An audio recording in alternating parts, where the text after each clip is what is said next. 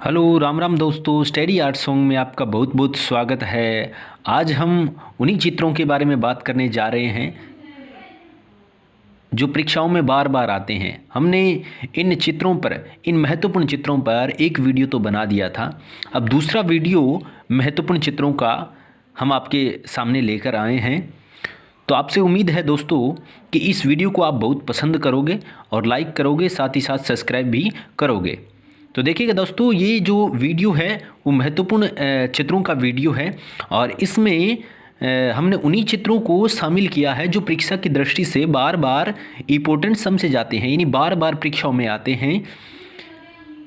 तो देखिएगा, सबसे पहले जो वैकेंसी आने वाली है अभी वो आरपीएससी स्कूल व्याख्याता की वैकेंसी है और उसमें ये चित्र पूछे जाते हैं।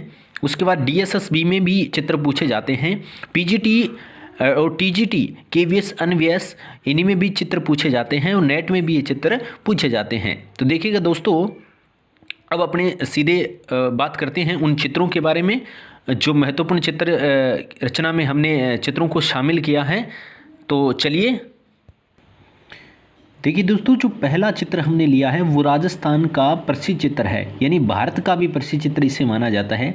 तो राजस्थान शैली, किशनगढ़ शैली का ये प्रसिद्ध चित्र माना जाता है जिसका नाम है बणी ठनी। क्या नाम है?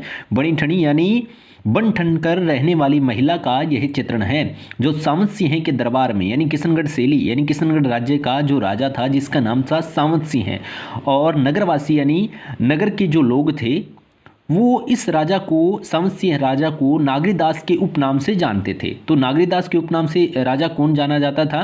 सावंत सिंह जाना जाता था, जो किशनगढ़ शैली का राजा था। और इसी के दरबार में एक निहाल चंद नाम का, इसका कई बार नाम आता है, निहाल चंद्र भी कुछ कई बार इसका नाम दे दिया जाता है। तो चित्रकार निहाल चंद ने बणी ठनी पेंटिंग का चित्रण किया था। शैली हो जाएगी इसकी किशनगढ़ शैली, और राजा यानी सावंत सिंह का काल, सावंत सिंह यहाँ के राजा थे उस समय जब ये बणी ठनी चित्र बना था, और इसे बनाने वाले चित्रकार निहाल चंद थे।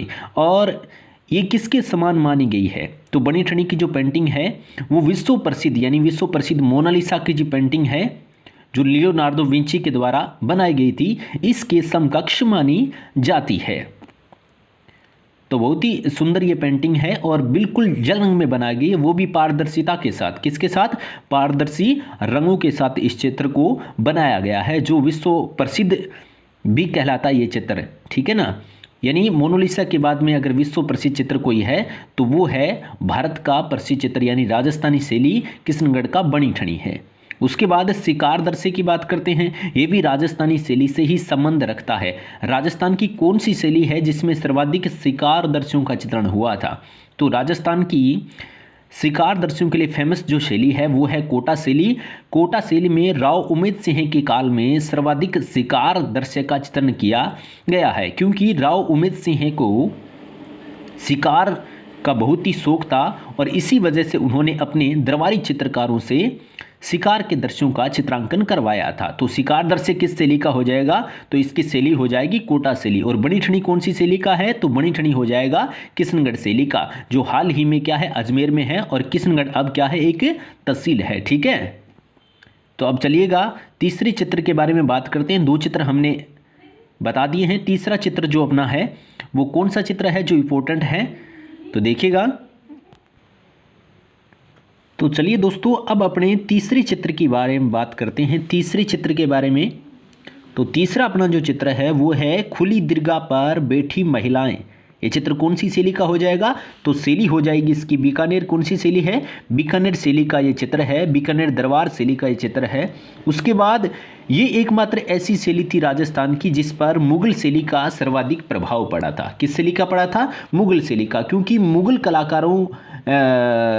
कलाकारों का इस दरबार में आना जाना लगा रहता था। इसी वजह से बीकानेर शैली के कलाकार हैं वो मुगल शैली के कलाकारों से प्रभावित हुए और इसी कारण क्या है, इसमें मुगलिया प्रभाव आने लगा।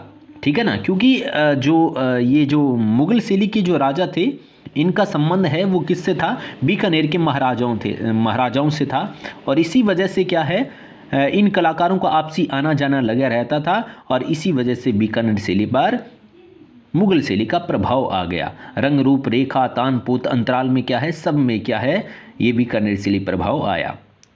तो प्रश्न ऐसे आता है कि सर्वाधिक राजस्थान की ऐसी कौन सी शैली है जिस पर सर्वाधिक मुगल शैली का प्रभाव पड़ा। तो अपने आंसर में हो जाएगा एकमात्र बीकानेर शैली है राजस्थान की जिस पर सर्वाधिक प्रभाव मुगल शैली का पड़ा था। ठीक है, तो अब अपनी बात करते हैं चौथे चित्र की। तो चौथा जो चित्र है वो कौन सा चित्र है, तो ये अपना चित्र है मेरू रागिनी। क्या नाम है इसका, मेरू रागिनी शैली हो जाएगी इसकी मेवाड़ शैली। तो मेरू रागिनी जो चित्र है वो मेवाड़ शैली का चित्र है। उसके बाद इस चित्र के चित्रकार, तो चित्रकारी किसने की थी इसके बारे में बात करते हैं। शहाबुद्दीन नामक कलाकार ने मेरू रागिनी चित्र को बनाया था। उसके बाद इसे कब बनाया गया था, तो 1650 ईस्वी में इसे बनाया गया था। इस चित्र को 2 भागों में विभाजित किया गया। कितने भागों में, 2 भागों में विभाजित किया गया है। किस चित्र को किया गया है, तो मेवाड़ शैली का जो चित्र है मेरू रागिनी, जो शहाबुद्दीन द्वारा 1650 ईस्वी में बनाया गया था, चित्र को 2 भागों में विभाजित किया गया। तो दोस्तों महत्वपूर्ण चित्रों की कड़ी में जो 5वां अपना चित्र है वो है दोस्तों राधा की प्रतीक्षा में कृष्ण, यानी भगवान श्री कृष्ण हैं, वो राधा की प्रतीक्षा कर रहे हैं, यानी राधा का इंतज़ार कर रहे हैं। अपनी प्रेमी जो राधिका उसका इंतज़ार कर रहे हैं। और ये कौन सी शैली का चित्र है, तो ये हो जाएगा शैली हो जाए इसकी बसोली शैली का चित्र है। और चित्रकार मानकू किसके द्वारा बनाया गया है, तो चित्रकार मानकू के द्वारा यह बनाया गया था 1730 में। और आधारित किस पर है, यानी किस पर आधारित इस चित्र को बनाया गया, तो गीत गोविंद पर आधारित इस चित्र को बनाया गया था। राधा की प्रतीक्षा में कृष्ण बसोली शैली का चित्र, चित्रकार मानकू, 1730 में इसे बनाया गया। तो महत्वपूर्ण चित्र की कड़ी में इसे रखा जाता है और अति महत्वपूर्ण है ये परीक्षा की दृष्टि से। ठीक है, तो इस पे आप क्या है नोट लगा लीजिएगा दोस्तों। क्या लगाना है, नोट लगाना है आपको, क्योंकि यह चित्र परीक्षा में आ सकता है। ठीक है, तो चलिए दोस्तों अब बात करते हैं 6 नंबर का जो अपना चित्र है, तो वो है चंबा राजा जीत सिंह के साथ कांगड़ा राजा संसार चंद, यानी चंबा के राजा हैं जीत सिंह हैं और उसके साथ में पहाड़ी शैली की प्रसिद्ध जो शैली है कांगड़ा शैली, जिसके राजा थे संसार चंद, वो क्या है हुक्का पी रहे हैं। इस पेंटिंग में क्या है, हुक्का पी रहे हैं राजा जीत सिंह के साथ, जो चंबा शैली के राजा हैं, यानी चंबा रियासत के राजा हैं जीत सिंह हैं, और उनके साथ में कांगड़ा के राजा संसार चंद क्या है हुक्का पी रहे हैं। अगर दोस्तों बात की जाए कि पहाड़ी शैली में सर्वाधिक जो महत्वपूर्ण शैली है वो कौन सी शैली है, तो बसोली, नूरपुर, टिकटरी। ठीक है, तो इसमें से जो सर्वोत्तम शैली है वो है कौन सी हो जाएगी अपनी, तो वो हो जाएगी ये कांगड़ा शैली। यानी राजा संसार चंद का जो टाइम पीरियड था वो बहुत ही महत्वपूर्ण समय माना जाता है, क्योंकि संसार चंद के काल में पहाड़ी शैली का स्वर्ण काल चित्रों की दृष्टि से रहा है, क्योंकि संसार चंद ने चित्रकला को बड़ा ही महत्व दिया था। इसके दरबार में उच्च कोटि के कलाकार रहते थे। ठीक है, तो इस चित्र की शैली हो जाएगी कांगड़ा शैली, जो पहाड़ी शैली की स्वर्णकाल शैली बोली जाती है। चित्रकार इसके नैनसुख हैं, यानी नैनसुख के द्वारा यह पेंटिंग बनाई गई थी। उसके बाद में इस पेंटिंग को कब बनाया गया था, तो इस पेंटिंग को बनाया गया था 18 ईस्वी में। ठीक है, नैनसुख के द्वारा बनाया गया था। तो दोस्तों ये बड़ा ही महत्वपूर्ण चित्र है, क्योंकि महत्वपूर्ण शैली का चित्र है। ठीक है, कारण क्या है इसका, यह कारण है कि क्योंकि ये महत्वपूर्ण शैली का चित्र है और इसी वजह से परीक्षा में आ सकता है। तो विशेषकर ध्यान देना इस चित्र पर, नैनसुख के द्वारा ये सुंदर चित्र बनाया गया है, जिसमें प्रसिद्ध शैली के राजा, यानी पहाड़ी शैली में स्वर्णकाल जिस शैली का रहा कांगड़ा शैली का, उसके राजा संसार चंद, ठीक है, वो क्या है जीत सिंह के साथ हुक्का पी रहे हैं। तो ये पेंटिंग बड़ी ही महत्वपूर्ण है। तो चलिए दोस्तों अब बात कर लेते हैं अपने 7 नंबर की जो चित्र पेंटिंग है अपनी, यानी चित्र रचना है, उसके बारे में बात करते हैं कि 7 नंबर पर कौन सी पेंटिंग महत्वपूर्ण है। तो देखिएगा दोस्तों 7 नंबर की चित्र श्रृंखला में, यानी 7 नंबर की चित्र कड़ी में हमने रखा है भारत माता पेंटिंग को, जिसमें भारत माता के 4 हाथ दर्शाए गए हैं। और यह जो चित्र है वो बंगाल शैली का चित्र है, यानी भारत की पुनरुत्थान शैली यानी बंगाल शैली कहलाती है। और इस शैली को अवनींद्रनाथ ठाकुर ने पनपाया था, यानी किसकी वजह से ये पनपी थी? अवनींद्रनाथ ठाकुर की वजह से पनपी थी। और उस शैली की जो चित्र शैली है यानी चित्र रंग संगति है वो है वास शैली। ठीक है, भारत माता पेंटिंग को किसने बनाया था?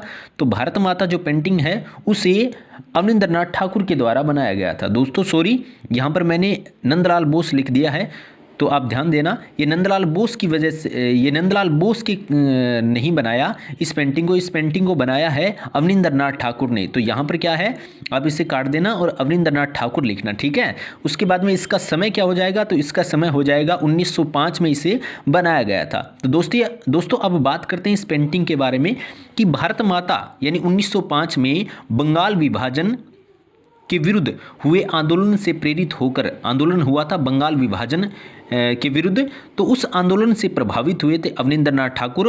और अवनींद्रनाथ ठाकुर ने ही 1905 में भारत माता पेंटिंग का निर्माण किया था, जिसमें भारत माता के वस्त्रों को जोग्या वस्त्र यानी भगवी भेष में दिखाया गया है। तो दोस्तों ये महत्वपूर्ण पेंटिंग है और परीक्षाओं में इसे हर बार पूछा जाता है। तो देखिएगा दोस्तों, आप इस पे नोट लगा लेना।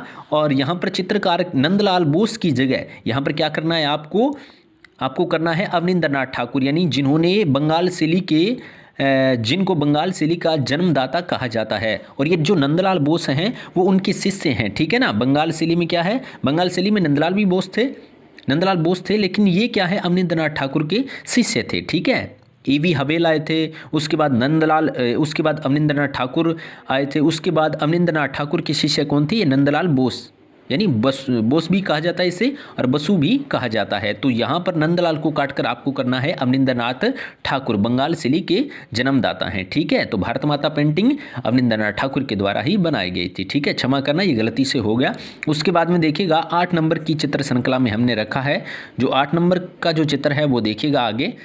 तो देखिएगा दोस्तों, 8वां जो चित्र है वो है गरुड़ स्तंभ के नीचे श्री चैतन्य।